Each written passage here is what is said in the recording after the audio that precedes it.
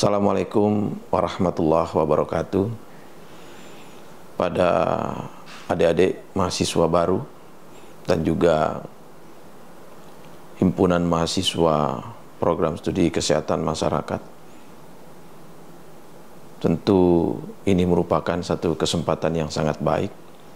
Selamat datang bagi mahasiswa baru mengenali kampus, sebuah kampus yang merupakan kampus peradaban untuk masa depan. Dan kita ketahui bahwa sekolah untuk masa depan adalah sebuah sekolah untuk melihat bukan hari ini, tapi apa yang akan kita ketahui untuk kebutuhan masa depan. Saya, Arif Sumantri, sebagai guru besar kesehatan lingkungan di Prodi Kesehatan Masyarakat Fakultas Ilmu Kesehatan UIN Syarif Hidayatullah Jakarta.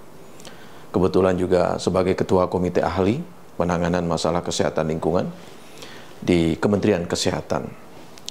Dan adik-adik, saat ini juga diamanahkan sebagai Ketua Umum Pengurus Pusat Himpunan Ahli Kesehatan Lingkungan Indonesia, sebagai sebuah organisasi profesi yang berkaitan dengan profesi kesehatan lingkungan. Salah satu dari public health ada peminatan kesehatan lingkungan, adalah sebuah produk di antara peminatan yang ada di kesehatan masyarakat.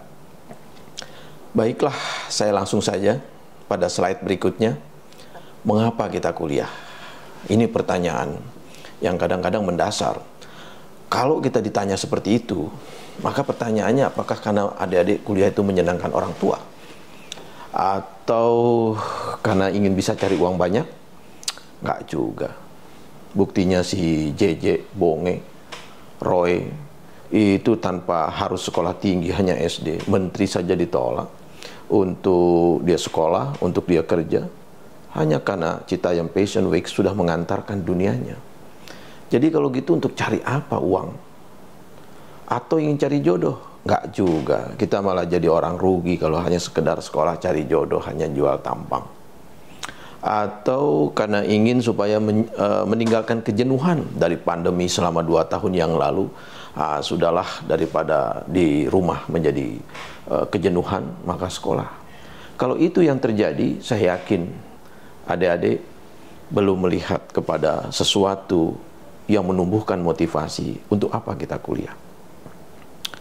Tujuan kuliah, kalau boleh kita ketahui pada slide berikutnya, apakah adik-adik hanya untuk dapat ijazah? Perlu diketahui, ijazah untuk kebutuhan masa depan boleh jadi tidak lengkap kalau tidak dibutuhkan sebuah keterampilan. Kalau kita hanya mendapatkan ijazah saja, kecewa. Ternyata ijazah hanya sebuah tulisan, yang tulisan tersebut ketika akan dihantarkan, apakah sesuai dengan kebutuhan?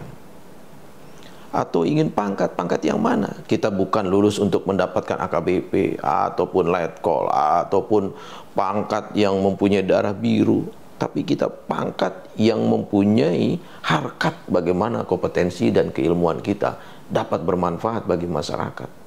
Kalau hanya sekedar naik pangkat, kita frustasi. Begitu juga apakah karena gaji berlipat? Apa iya? Gaji berlipat seperti lipat-lipat gaji. Gaji apa yang berlipat? Karena kepuasan itu harus bisa terukur bukan dari gaji berlipat, tapi apakah yang kita berikan kepada masyarakat itu benar-benar bermanfaat. Kalau hanya seperti itu, adik-adik pasti halusinasi. Nah, slide berikutnya ini adalah terkait mengenai kuliah sebagai investasi masa depan. Jadi kalau sekarang punya data 40 juta pengangguran, 80% itu pengangguran banyak dari perguruan-perguruan tinggi. Ada kecenderungan bahwa perguruan tinggi ini harus bisa merubah cara pandang. Harus berorientasi siapa yang dia luluskan, itukah yang memang layak menjadi sebuah kebutuhan. Siapa yang membutuhkan. Jadi sering kadang-kadang lulusan perguruan tinggi terlalu teoritis. atau karena sering textbook terus belajar, tapi ketika belajar tidak tahu dia belajar untuk apa, tidak tahu dia mengkaji keilmuan, mengkaji mata kuliah, dapat apa dari mata kuliah, apakah dia dengan mata kuliah itu dapat dibukakan mata hatinya, diterang benderangkan akalnya tentang ini loh dunia kerjanya. Kalau tidak, bisa jadi banyak hal yang kita mendengarkan, satu keluhan bahwa lulus tapi kita tidak mampu untuk secara setulisnya berkomunikasi dengan baik. Nah, inilah keadaan pada slide berikutnya, yaitu bagaimana perusahaan-perusahaan besar ternyata sekarang ini sedang tren tidak lagi melihat ijazah, tidak lagi melihat nilai. Boleh jadi yang dia lihat adalah bisa apa dia. Kalau dia punya keterampilan las, yang dia butuhkan sertifikasi yang benar-benar lisensinya Bechtel, WS yang benar-benar diakui. Sehingga kalau memang seperti ini, bagaimana nasib produk perguruan tinggi? Bagaimana dengan lulusan Kesmas?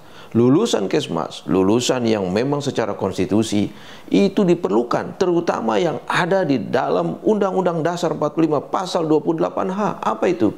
Negara menjamin rakyatnya untuk hidup sehat dengan mendapatkan kualitas lingkungan yang baik dan sehat. Jadi konstitusi telah memberikan seperti ini, sehingga di dalam slide berikutnya perubahan kebutuhan keterampilan tenaga kerja masa depan.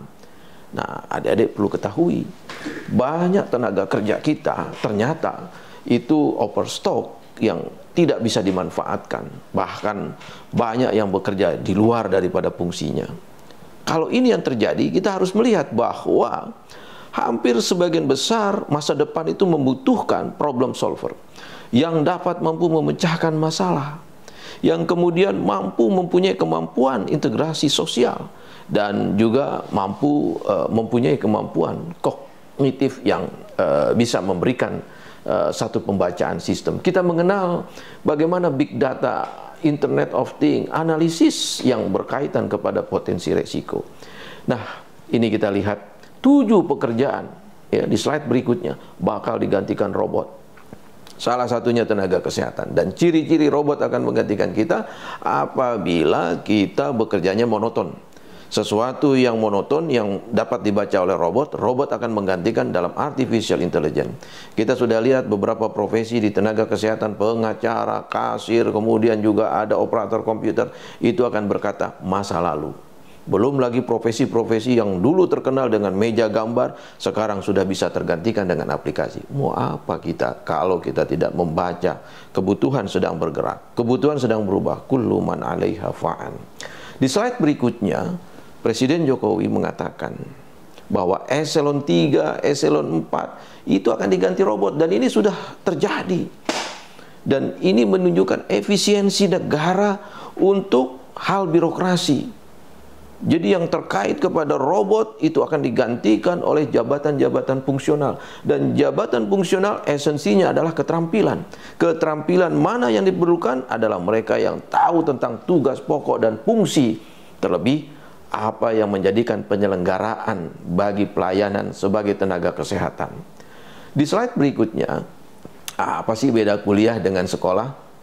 Adik-adik hanya bisa membedakan beda kuliah dan sekolah. Kalau sekolah SMA, ya begitulah. Tapi kalau beda kuliahnya, itu tanggung jawabnya lebih besar. Karena kuliah akan mengantarkan sesuatu yang lebih mendekati tujuan. Mau kerja apa, mau lulus jadi apa, mau memberikan suatu potensi pengabdian yang bermanfaat sebagai apa. Lalu kemudian nilai lebih tegas. Tidak ada nilai yang ibaratnya koma-komaan, langsung menjadi kalau nggak A, B, C. Itulah pilihan hidup. Begitu juga jumlah ujian hanya ya UTS, UAS, dan setiap kita diberikan materi, kecepatan mengajarnya lebih tinggi, dan di situ cara belajar mahasiswa aktif, kreatif, inovatif itu yang ditunggu. Karena kalau kita masih terbuai dengan ciri sekolah seperti masa lalu SMA, kita akan ditinggalkan oleh waktu. Jangan lupa, kullu man 'alaiha fa'an. Tugasnya lebih komprehensif. Bagaimana melihat masa depan dengan motivasi belajar kreatif dan efektif? Ada 4 pesan saya. Yang pertama adalah realistis. Kita realistis saja bahwa kita di Kesmas udah tidak usah mengulang-ulang masa lalu. Wah, saya tidak diterima di kedokteran di pilihan kedua atau ketiga. Kita realistis dengan Kesmas banyak jalan menuju ke Roma. Realistis juga bahwa di Kesmas harus kita tahu penjiwaan tentang apa yang akan menjadi kompetensi public health. Terukur, apa yang terukur di dalam menyiapkan motivasi kita agar kita mempunyai kemampuan di dalam menjemput tujuan tersebut melalui nilai-nilai semangat belajar. Yang paling susah bukan memunculkan motivasi. Gampang itu motivasi. Tapi ketika berbicara motivasi, jangan terlihat seperti selama ini. Muncul di awal, lalu di akhir dengan penyesalan. Muncul semangat meriah di awal, kemudian di akhir dengan ya seperti biasa-biasa saja. Tapi yang paling susah adalah bukan meraih kemerdekaan, tapi merawat kemerdekaan. Merawat motivasi, itu yang disebut istiqomah konsisten. Spesifik, harus mempunyai satu hal yang sangat khusus.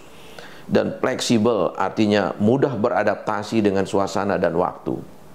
Di slide berikutnya, bagaimana memotivasi diri?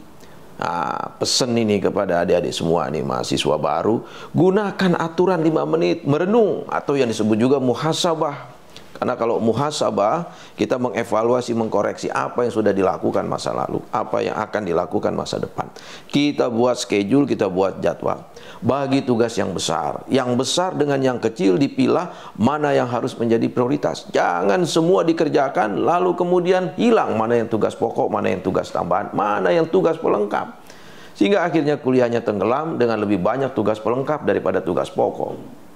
Kemudian juga tetapkan sasaran setiap kegiatan. Jadi setiap kegiatan, setiap mata kuliah, tanyakan untuk bisa menarik. Mau jadi apa dengan mata kuliah, dengan ilmu ini, dan dia mempunyai kemampuan apa ketika lulus dengan berkebutuhan. Berikutnya, cari bantuan untuk mengetahui bagaimana simponi keindahan ilmu dari mata kuliah tersebut menjadi perlu. Dan perlu itu adalah sebuah kebutuhan. Bagaimana butuh kebutuhan tersebut, cari dengan cara belajar bersama teman. Karena belajar bersama teman ini akan memberikan inspirasi ukuran seberapa jauh kita menguasai tentang hal yang sudah ada ataupun diterangkan oleh dosen. Dan sekali-sekali diri diberikan satu pujian karena tubuh punya hak azazi, sehingga kita perlu istirahat, perlu olahraga, perlu yang tidak boleh terlupakan adalah yaitu konsumsi doa kita harus semakin kuat dan melengkap, apalagi kita masuk di dalam atmosfer akademik UIN. Nah, slide berikutnya, bagaimana bila tetap malas juga? Ya, di dalam slide ini kita tergambar ini, seolah-olah evaluasi target kita tidak terlihat jelas. Kenapa? Karena kita belum merubah karakter kita dengan masa-masa lalu kita, masa-masa yang seolah indah. Jangan menghindar dari tanggung jawab. Saudara hanya bisa jawab, tapi tidak bisa nanggung. Sehingga yang diakibatkan adalah ini terbentuk dari lingkungan yang mengkristal, yang Anda harus keluar dari persoalan lingkungan tersebut supaya tidak menjadi malas. Berikutnya, buat skala prioritas. Kenapa orang malas? Karena dia tidak bisa membedakan furkonnya antara orang yang benar-benar prioritas, urgent, mana yang benar-benar menjadi skala pokok. Lalu berpeganglah pada jadwal. Kalau itu yang terjadi, malas itu akan terkikis oleh karena sistem dan juga terbentuk karakter. Salah jurusan. Apa iya hari gini saudara sudah datang, sudah mendengarkan sajian ini, masih salah jurusan? Kalau itu salah jurusan, jadikanlah itu sebagai batu loncatan, jadikanlah itu sebagai inovasi, jadikan itu sebagai hal yang memberikan sesuatu misteri untuk menjadi inspirasi. Berikutnya, pada slide berikutnya, mengapa prestasi berbeda?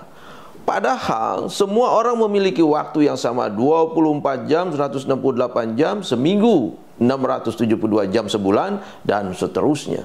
Tapi pertanyaannya, antara presiden, antara tukang somai, antara tukang bubur ayam, dosen, sama semua 24 jam. Yang membedakan adalah kualitas waktunya. Jadi kunci hidup itu apa? Disiplin. Ketika berbicara disiplin, maka yang paling pokok adalah disiplin belajar. Disiplin mengelola aturan waktu, disiplin di dalam bagaimana kita beribadah.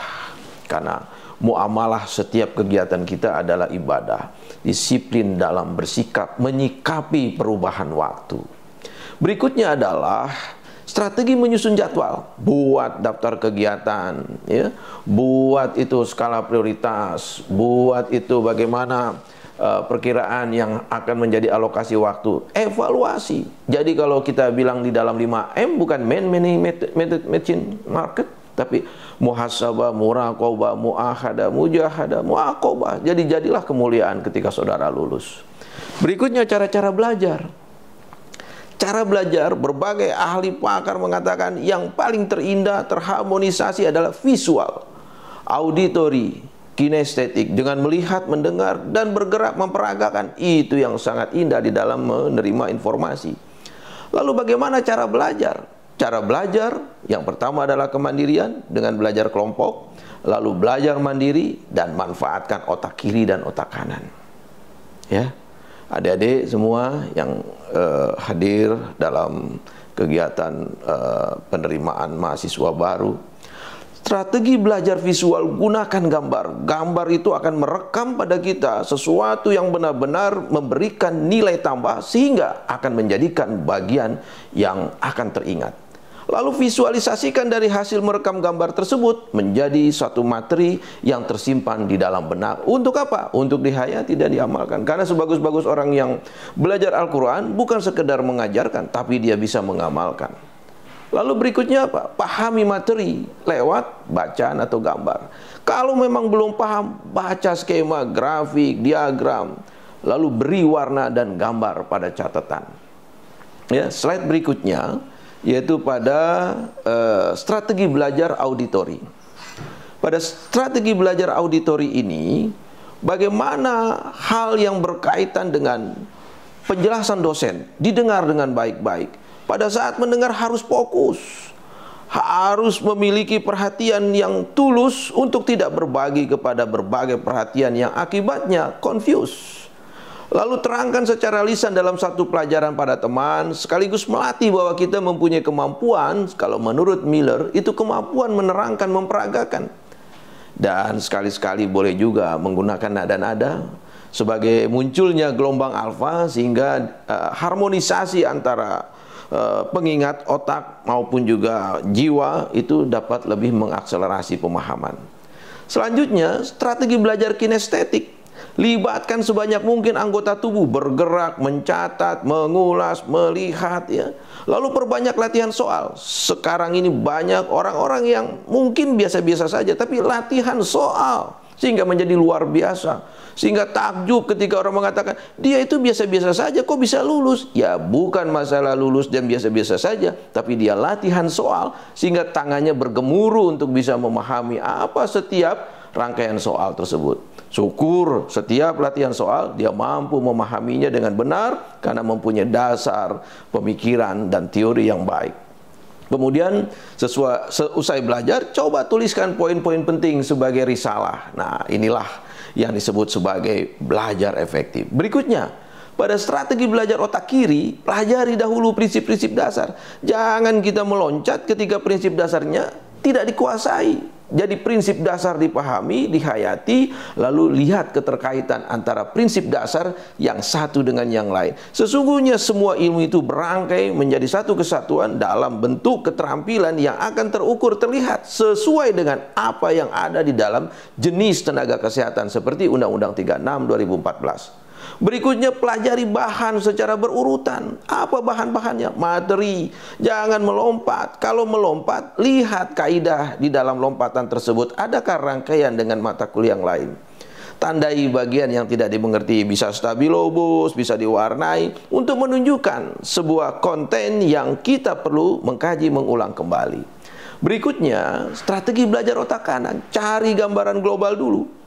Ya, gambaran globalnya sebagai sebuah gambaran besar, lalu kemudian buat peta pikiran, kerangka konsep pemikirannya.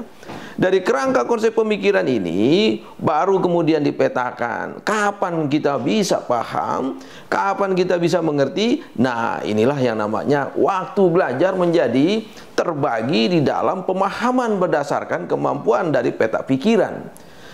Lalu kemudian daftar hal yang harus dipelajari dari setiap mata kuliah ini, ambil sesi-sesi, poin-poin mata kuliah, mana yang sudah dipahami, mana yang harus dikaji, mana yang perlu diperdalam, mana yang belum benar-benar dipahami.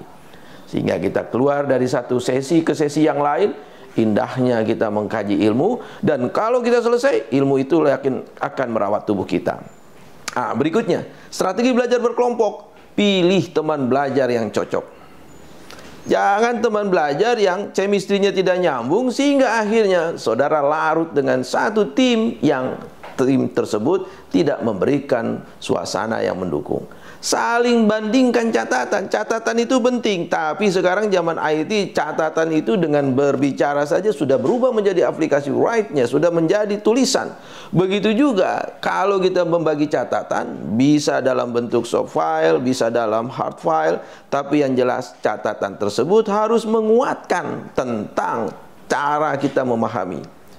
Lalu kemudian jalannya pengerjaan, bukan sekedar jawaban. Jadi belajar berkelompok bukan mencari diskusi untuk saling kuat-kuatan, tapi bagaimana memahami yang terlihat sebagai sebuah sumber jawaban dari setiap pertanyaan.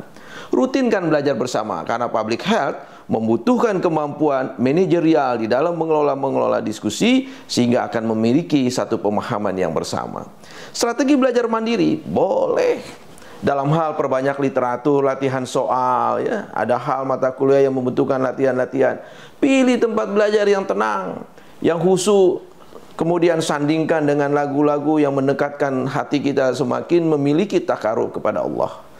Kemudian bisa juga belajar melalui link Zoom, atau kita bisa juga dengan menggunakan pembelajaran secara IT. Jangan sampai kita memaksakan belajar pada kondisi yang kita tidak sesuai dengan keadaan, sehingga timbulnya apa? Kita ngantuk, kita kemudian tidak konsentrasi. Nah, inilah keadaan yang kalau kita tidak memahami bagaimana cara menangkap teori, maka memahami teori itu harus bisa benar-benar dengan penuh keterbukaan raga hati kita. Berikutnya, nah, ini adik-adik perlu ketahui, strategi menyimak aktif. Jaga kotak mata kita. Jangan mata kita benar-benar melihat tulisan, melihat dosen, tapi pikiran kita menerawang jauh kemana-mana. Maka yang jelas, mata, hati, akal, dan jiwa tidak selaras. Aktif di kelas, mau offline, mau online, itu harus mempunyai keaktifan, siap mempelajari sebelum waktunya perkuliahan.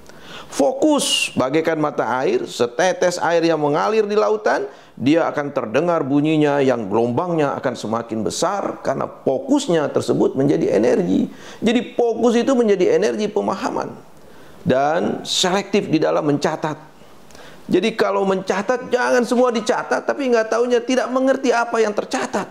Jadi selektif di dalam mencatat, sehingga poin-poin yang dicatat tersebut adalah sebuah kombinasi dari kemampuan pemahaman dan kemampuan yang harus diaktualkan. Singkirkan ketidaksesuaian pribadi. Jangan kita kalau tidak sesuai dengan dosennya, akhirnya tidak menyukai ilmunya.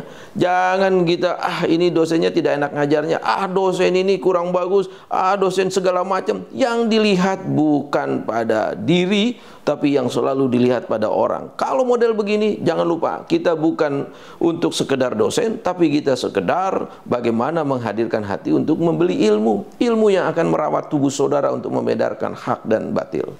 Nah, berikut, menurut penelitian rata-rata 90% kalau saudara mendengar, katakan, kemudian mengerjakan, melihat, itu lebih bagus di dalam menerapkan dan mencermatkan ilmu.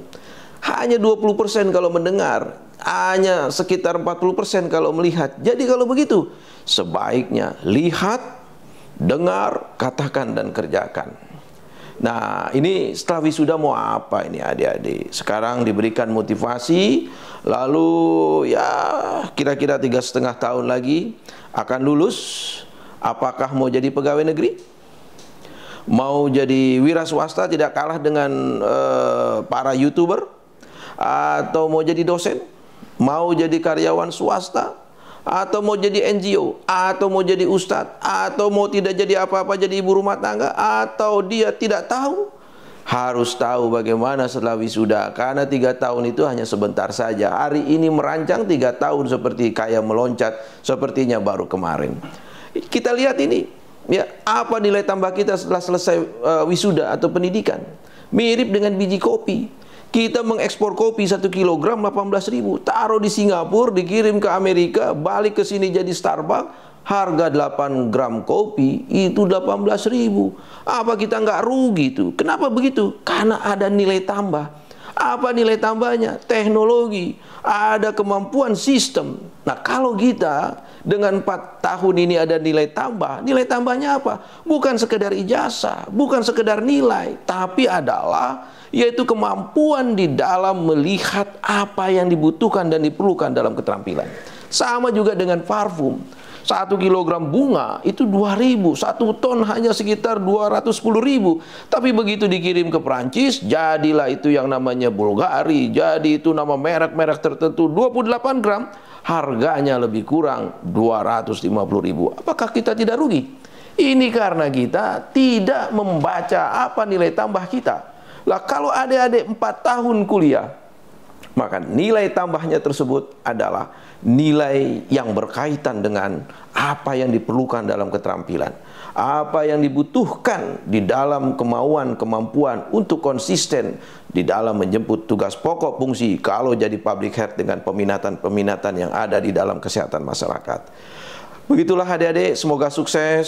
Selamat datang, ahlan wa sahlan di kampus peradaban, khususnya untuk mengenyam ilmu selama 4 tahun di kesehatan masyarakat. Selamat berjumpa dalam peminatan. Semoga dapat mengoptimalkan kekuatan pikiran, sadar, bawah sadar dalam bentuk gelombang alfa yang memberikan simpati, yang memberikan harmonisasi, seninya menikmati kehidupan di dalam meraih kenyataan dan dapat memperoleh suatu kesuksesan. Sebelum saya akhiri, adik-adik, bahwa kesuksesan masa depan bukan karena kita melihat di depan, tapi apa yang kita persiapkan di dalam mengindahkan seluruh jiwa raga kita dengan keterampilan. Karena dunia ke depan adalah dunia yang disebut sebagai Civil Society 5.0. Civil Society 5.0 ini tidak lagi sekedar hanya manual konvensional, tapi kita harus mengintegrasikan bagaimana digital yang berbasis Internet of Things, bagaimana artificial intelligence yang akan kemudian berkompetisi dengan tangan-tangan kita. Begitu juga bagaimana analisis potensi risiko yang akan memberikan apa kemampuan yang harus dirumuskan dari keterampilan kita. Semoga selanjutnya dan seterusnya dalam mengikuti perkuliahan ini, 4I pesan saya: isti'anah, niat untuk lulus tepat waktu; istiadah, kemauan untuk bekerja keras di dalam menggali ilmu; istitoah, mempunyai kemampuan berikhtiar agar apa yang dirumuskan dalam kemauan itu bisa dibuktikan; istiqomah, konsisten untuk lulus tepat waktu, belajar dengan kerja keras, dan menggapai apa yang disukai dalam kehidupan dari keilmuan public health. Sampai jumpa, terima kasih. Kita sehatkan lingkungan, lingkungan sehatkan kita. Wallahu muwafiq ila aqwamit thoriq fi sabilillah fastabihul khairat. Wassalamualaikum warahmatullahi wabarakatuh.